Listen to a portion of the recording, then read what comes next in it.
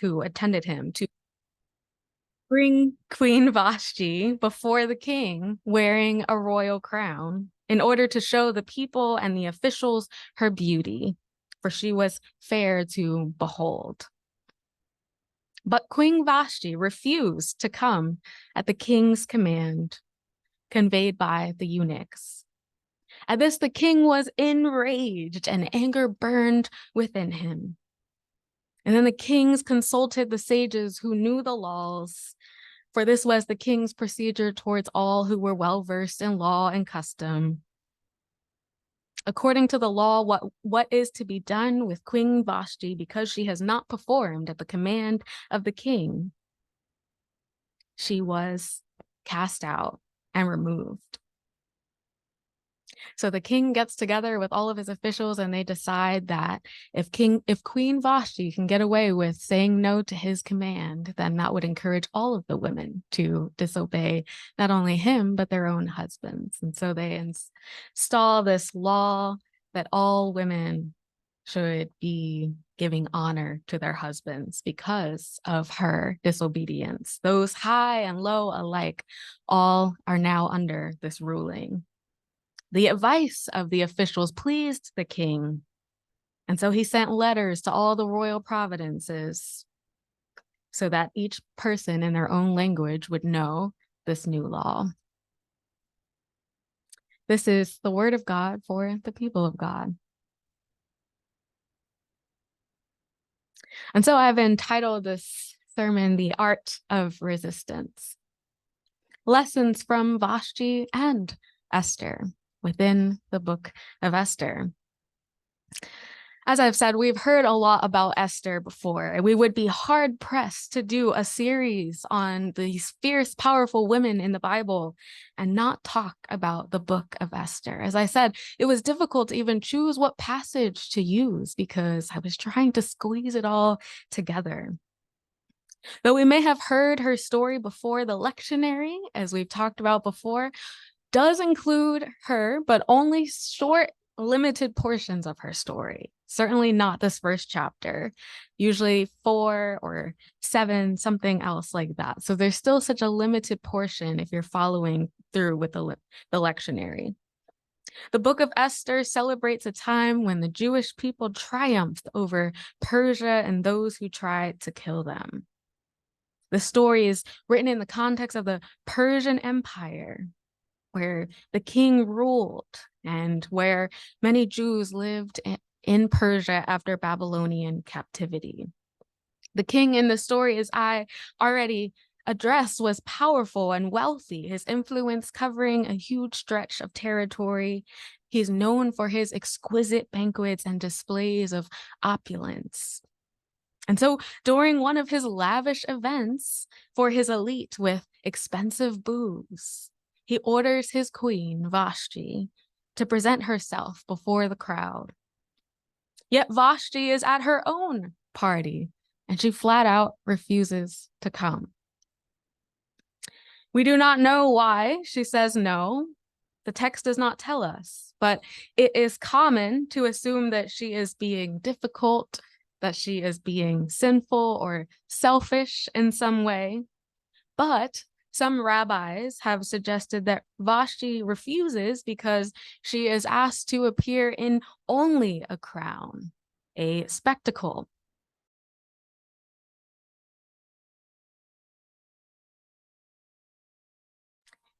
She refuses to be objectified, a pawn in someone else's story, a woman forcibly displayed before a bunch of drunken men.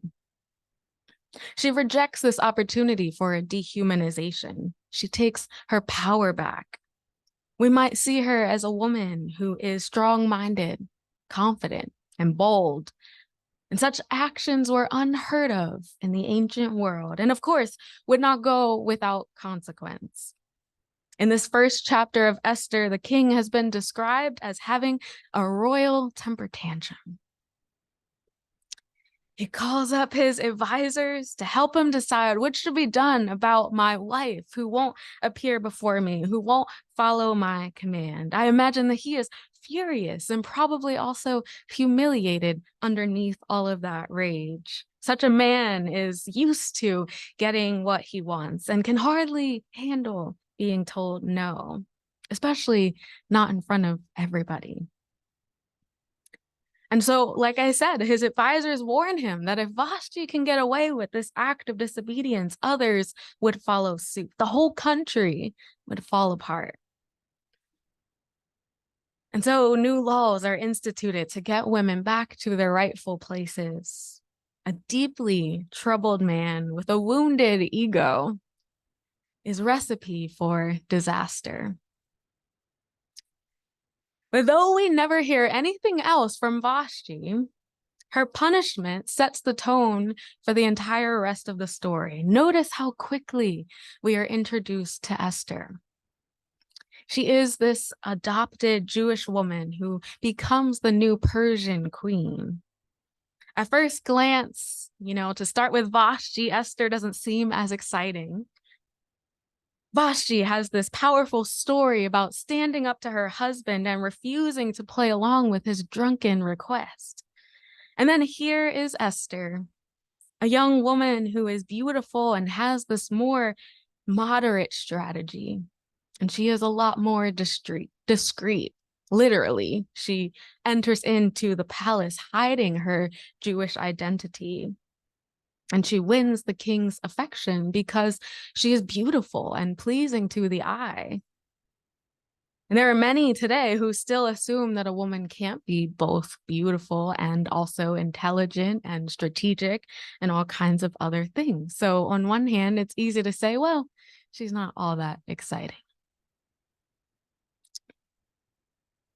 In addition, we know that Esther's strategy for resistance takes a little bit longer. She takes time to really get to know the palace, get to know what it looks like, get to know how it works, get to know the intricacies before she acts. She needs to be awakened to her power over time. She has to be told in negotiations and conversation that perhaps she has come to her royal position for such a time as this. It is through these moments of discernment and calculated risk that eventually aids Esther in a wildly successful act of deliverance for the Jewish people.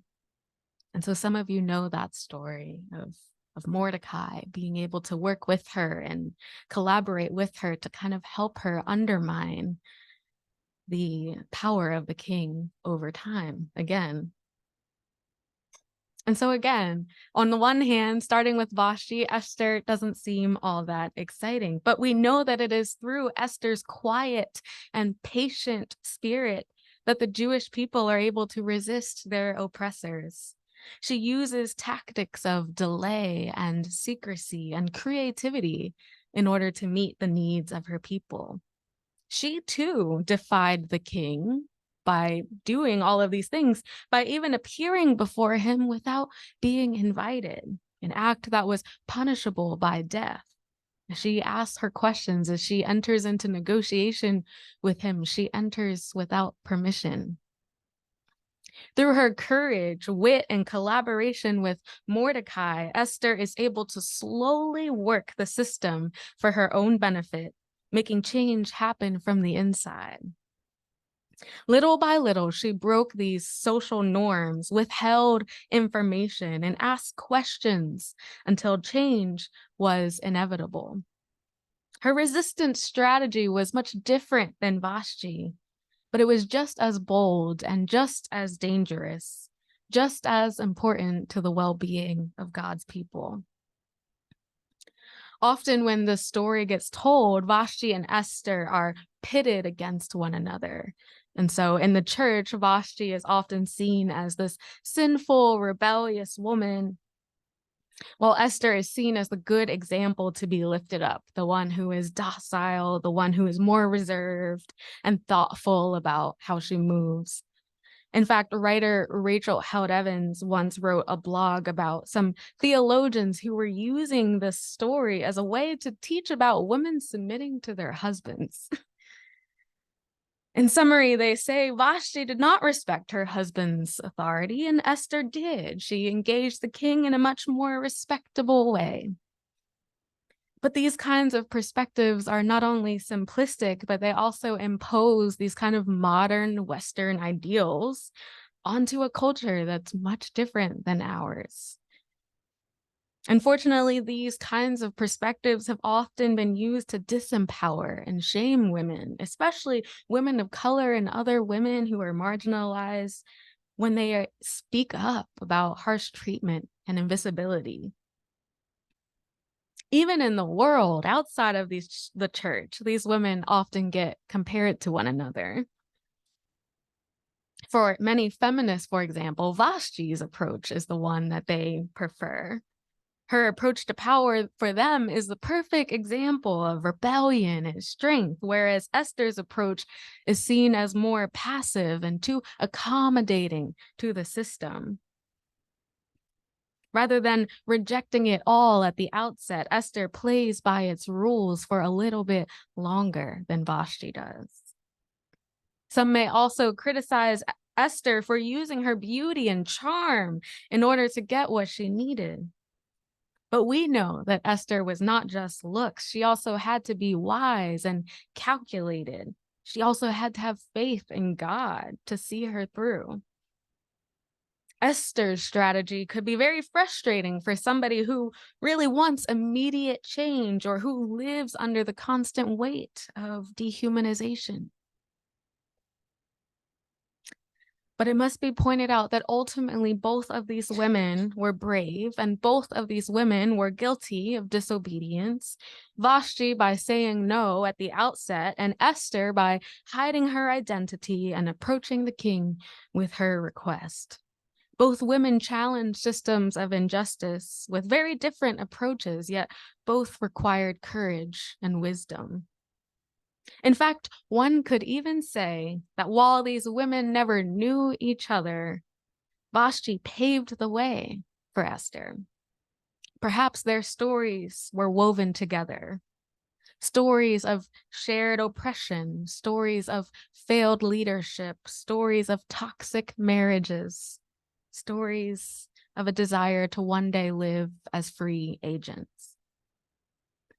Perhaps they needed each other. By her bold action, Vashti made it possible for Esther to come along and bring the work to completion.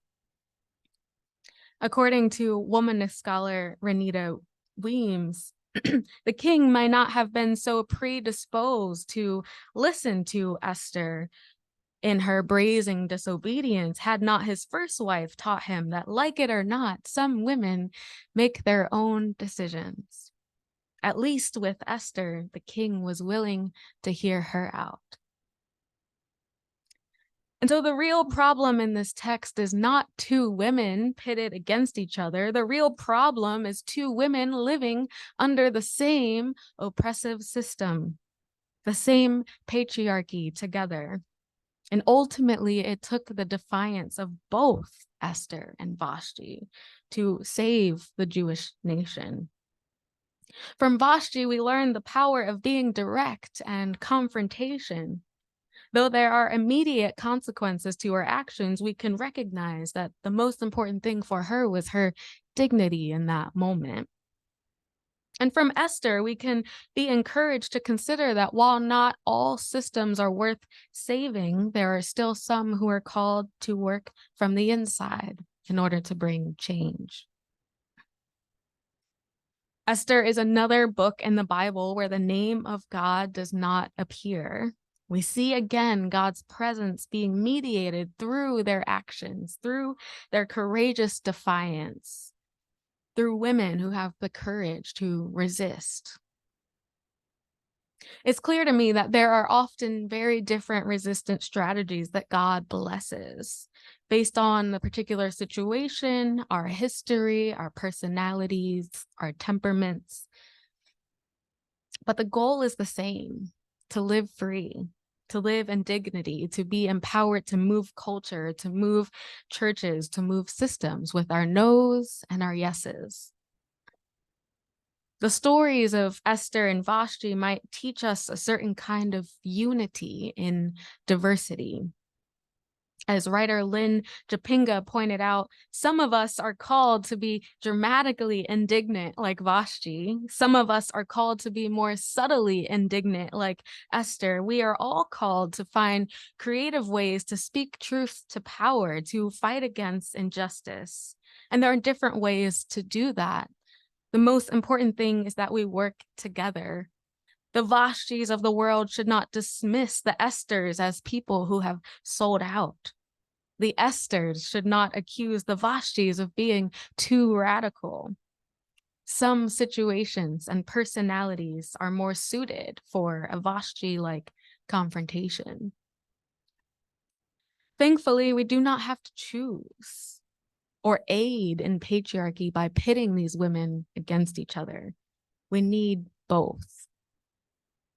The same is true of our story today, and the same is true of our justice movements throughout history. Just like we needed an MLK, we needed an Malcolm X. Just like during the Black Lives Matter protests, we needed some people in the streets, and we needed some people at the table in the White House. We needed some people in negotiations from the inside and some people disrupting from the outside. Two different strategies resisting the same systems. When it comes to the conditions that we live in, some are called to be preachers and others teachers. Some are called to be writers and some are called to pack lunches for the resistors, while some are called to be artists. Similarly, we are told in scripture that the church is the body of Christ, that not everyone is called to be an arm or an eye, yet all work towards the same mission.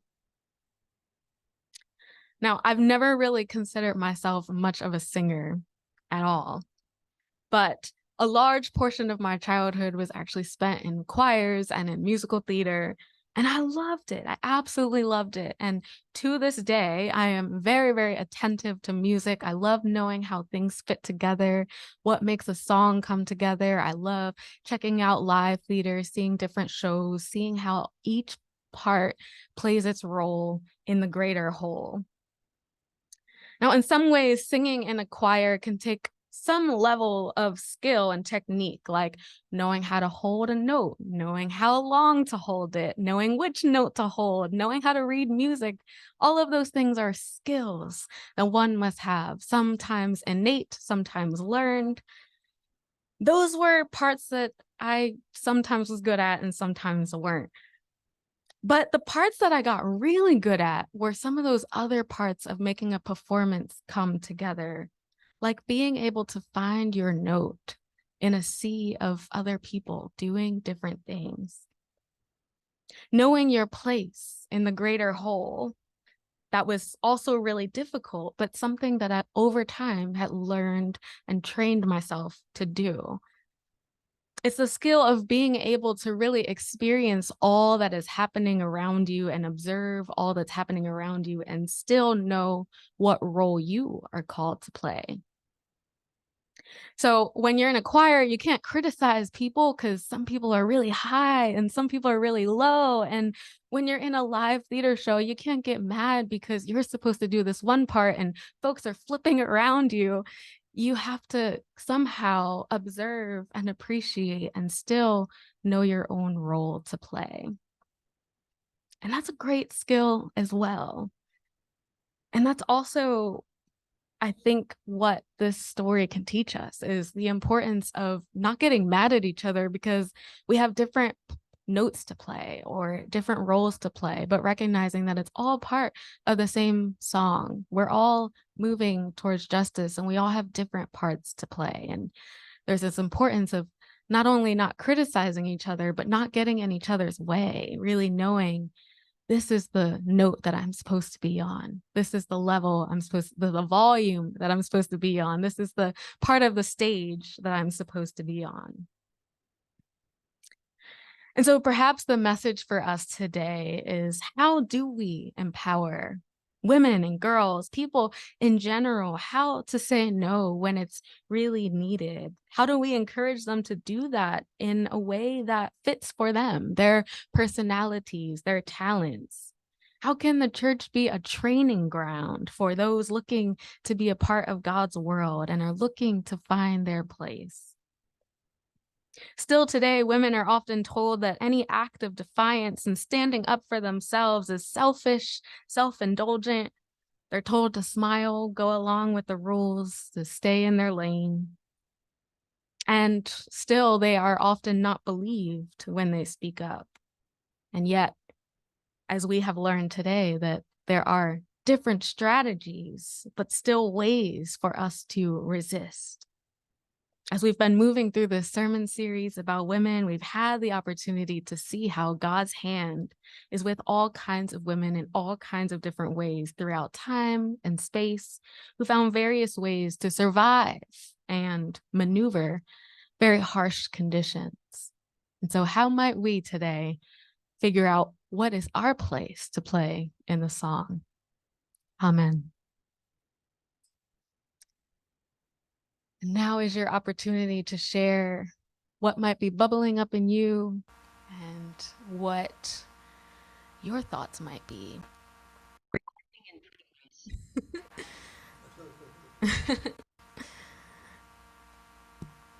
All right. Yeah, Peter.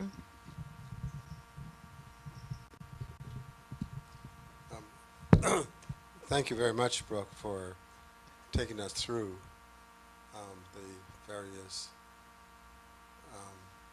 dimensions of this rather difficult story in many ways. Yes. And particularly for me, rightly or wrongly, I tend to read the Old Testament through the lens of the New Testament. And I keep trying to find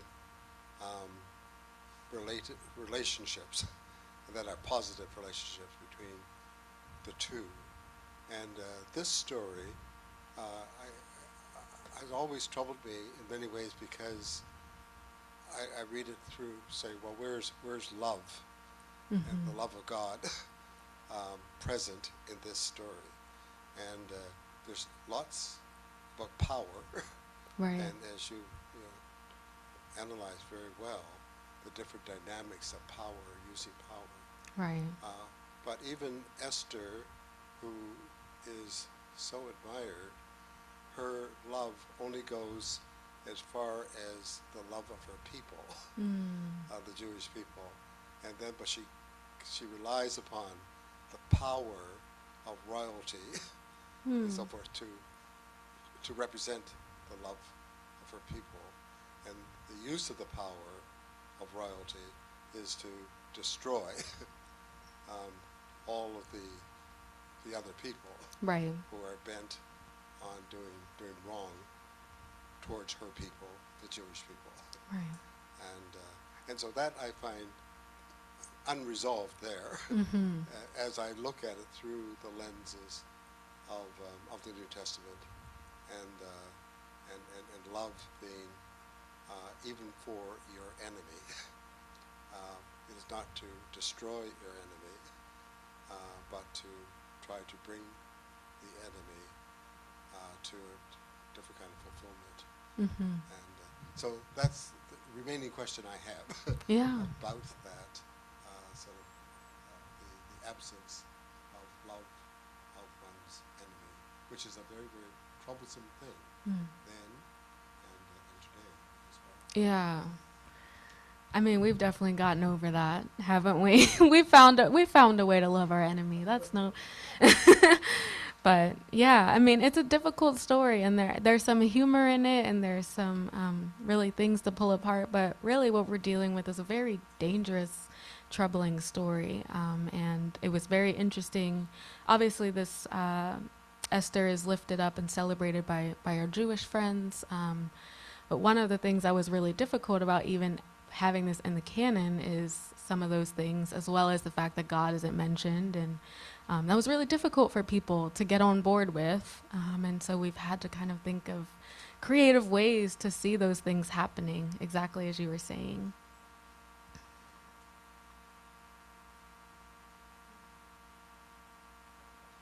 Yeah.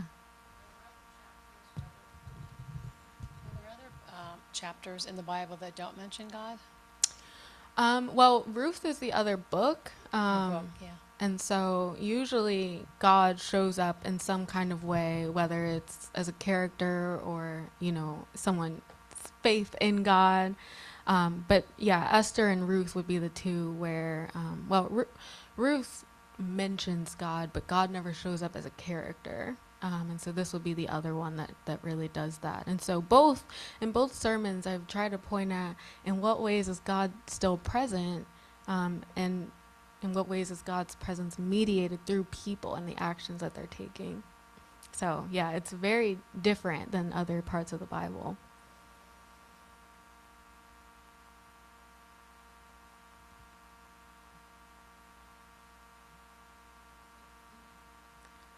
Yeah, Judy. There was a lot in your story that I related to. One parts of it is the two women, and that even though they didn't know each other, I'm wondering if they did know each other, would they have ever gotten along?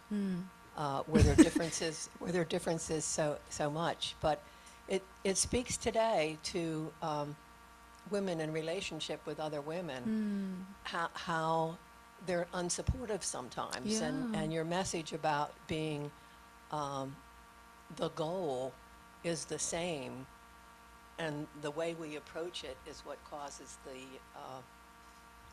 differences, I guess, and the things that we don't even recognize the final goal, Right. because we're so busy disagreeing with each other, maybe. Right. It also made me think about a book that I just read recently called Lessons in Chemistry. Oh yeah, I've heard of that. About the strength of women when they know their place. And you emphasized that when you said you know what your part is in the musical role. And in life, this woman was a chemist when women weren't chemists. And she had a lot of things happen to her. It's a very interesting book, but it really speaks about the strength of women when they have a goal and they know where they're headed. They know what they're meant to be in this world. Yeah. And they keep following that role. That's beautiful. Yeah, I've heard of that book, but haven't read it yet. That's, a reminder to put it higher on my list. But yeah, a lot of what you said, I think, resonates. Knowing your place. And I think it's a great takeaway to talk about the relationships between women, because I think that that's exactly what I was thinking about too, is a lot of that. We are often like patriarchy to each other in the ways that we like shame one another or say, because your strategy is different or you look a different way or whatever, then, we like to undermine each other. And I think that part about the song and the musical, it's just really important. How do we make room for there to be different ways of getting to the same places? Yeah, Adrienne. I was just thinking, based on what Judy was just saying and what you said, that perhaps Esther perceived that there was a lack of respect for Vashti. I mean, that certainly seems to be disrespectful to me. I mean, he was just thinking about his power, and I want you to do this, so you're going to do it. Right. And I think that perhaps Esther learned from that, and that's why she was different. I mean, we don't know. But I think that may have been part of the reason why, then she kind of went a different way. Right. Yeah, it could be. Yeah. You don't know, but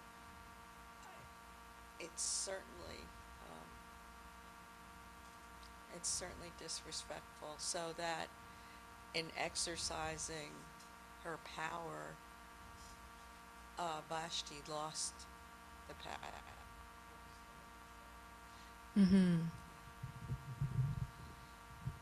Yeah, it's very interesting to think about, what that would have done to like even conversations, like how much did she know? Did they know each other? But it's interesting to think about her kind of hearing about that story and deciding from that to go a different direction. And that's also a big part of how we move in the world, is being able to learn from history, learning from the things that folks have done successfully or failed, and then using that to inform what we do. It's really interesting.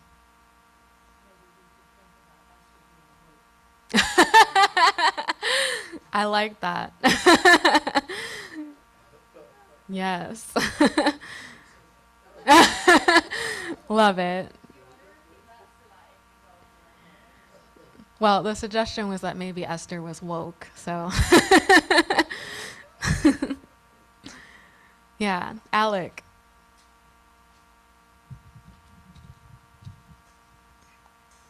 Um, so when I was younger, my cousin was pregnant, and she wanted to name her daughter Vashti. And my mother and a couple of the elders in the family were opposed to it because of what she represented. And my cousin was very like, you know, I'm definitely going to name my child Vashti. I don't care what you say. And because the way she looked at it as she was a strong woman, and that's what she wanted her daughter to be. So I think it was very interesting to hear this story put in this way, because most of the time growing up, that's all I ever heard was that she was disobedient, and the focus was more on Esther than Vashti. Yeah. So I think it was really nice to hear kind of both sides of that, and also just hearing about just the different roles people play in life, because I feel like um, in life, everything is kind of done by tradition. You're born, you go to school, you graduate, you go to college, you get married, you have kids, but nothing is really like specific to that person. We're all kind of doing the same thing. So I wish that we could hear more sermons about just different roles people play in life, and everybody kind of finding out which role they play, and just kind of what their purpose is. I kind of spent the last couple of years of my life, a couple years up to current, just kind of finding what my purpose is, because I never really knew. Growing up, I had family members that could sing, that could dance, that, were, writers and all kinds of stuff, and then there was just me, and I was just like, what am I supposed to do? Aww. So I never really knew what my role was until a couple years ago, and just being in the field that I'm in, that's kind of how I knew, like, this is what I'm supposed to do. This is my purpose, but it took me years to get to that. Yeah. So it just would be nice to hear sermons, as a kid, of, everybody kind of finding their purpose, and, just kind of giving people permission to discover that. Yeah. Without being shamed or, anything. But, it just would be nice to have that. Yeah. So. Absolutely. Thank you so much for that reflection. I love hearing that story about someone wanting to name their child Vashti. I'm curious about other people who, what you were told about Vashti, or if you even knew about her, because I think that perception is really common. And I loved your reflection about finding your purpose. I think that's exactly what is happening here. Yeah. Heather. I remember reading an Arch Books Bible story book of Esther a million times. I love that story, but I really don't remember Vashti in the story. And I'm sure, again, it was a kid's story, so it was diluted a little bit. Yeah. But what's also interesting to me is what Adrian said about Vashti losing her power. But if you start to kind of think how many times had she been, disrespected and demeaned by, sometimes people like, who's the prince that left? Prince Harry. Yeah. Oh, I mean, yeah. being in a world that, maybe she really didn't really have any power, and she was almost like a prisoner. Maybe in being dismissed, I mean, she wasn't killed, why didn't they kill her? She was freed. I mean, you know, she didn't have the luxury, but she may have had she could be her own person. Yeah. So. Yeah, it's very interesting.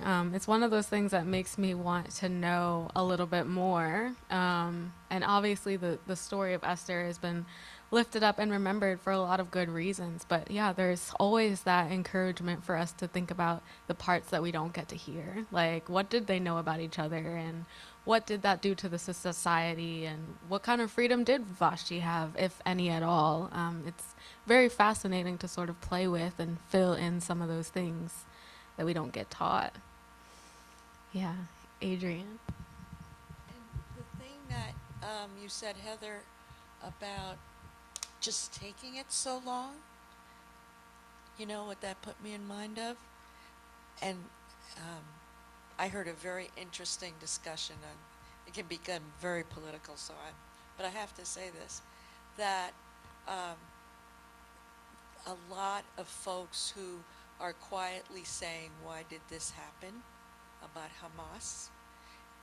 That's one of the reasons that's been given. I mean, 70 years of just, you know, having to take it and in such little steps, but constantly becoming worse. I heard one person say they felt like they had nothing to lose at that point. Yeah.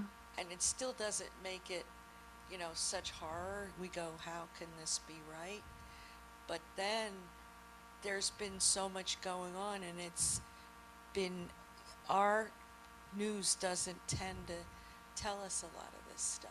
Right. So there's been a lot of suffering on both sides, but that particular thing of just constantly, you know, land, occupation, water, you can't work, Yeah. you have to, you know, Electricity. yeah, so many things were taken away that it may very well have been. Exactly. Yeah. Yeah, I think it's a good example of, yeah, last night I was looking, to be transparent, I was looking at the news alerts, and I was like, I feel weird preaching this story tomorrow. Because I feel, again, like it's complicated and not everybody knows the differences between biblical Israel and the state of Israel now. But I was feeling conflicted because I agree. I think that there's a lot of suffering on both sides, but at the same time, there isn't an equal history of power and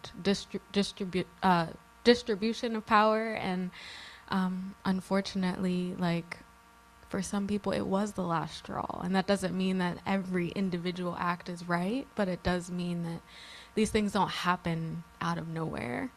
And so it's really hard. In a sermon about resistance, I was really worried about, you know, how that might fit into today. But I think that's a great connection. That actually makes me feel better. Yeah. It's hard. It's a hard world. And as we're moving through the Old Testament, like, it started with these families that we read about and how they've taken off and just continue to fight. Yeah, I was thinking that it seems to me that you cannot really say no to power without consequences. And there's a sense in which Esther did not say no to the king at any point. So maybe it was kind of a manipulation Right. of the circumstances, but she didn't really flatly say no. And you know, Martin Luther King, you know, used a particular kind of way of saying no. Right. And there were consequences Yes. to that. And so it seems to me one has to weigh the consequences. I think Esther was very astute and in her diplomatic approach Right. Yeah. Diplomatic. to the power structure. Mm-hmm. And Vashti was, I said Vashti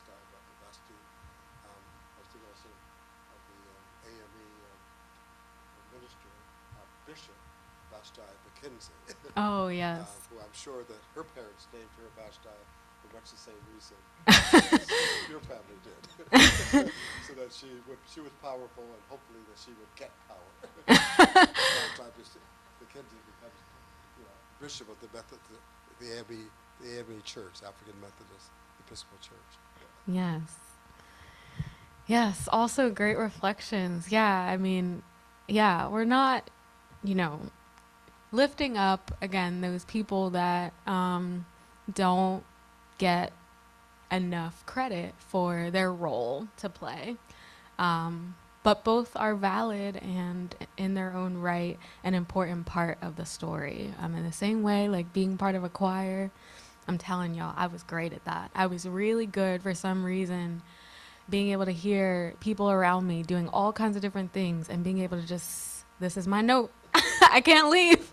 I can't leave. This is my note. And I think that that has a lot to say about all of this. And Alec, what you were saying was really powerful too, about finding your purpose and not seeing other people as being in the way, is really, really important. A lot of times when Esther is preached, it's that verse about for such a time as this, so it all comes full circle about purpose. But yeah, I'm wondering if there's any other reflections or thoughts bubbling up.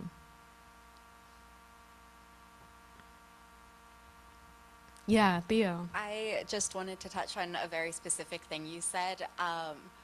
So I'm disabled. We've realized this by now. I've dropped the fact that I've had a stroke like 5 times here. And in the past, quite a few of my friends have gone to various like protests and social movements and stuff that I really supported them in, but I physically, like, it is not safe. You'd be dragging me off to the ER within 5 minutes, even if it stays very peaceful.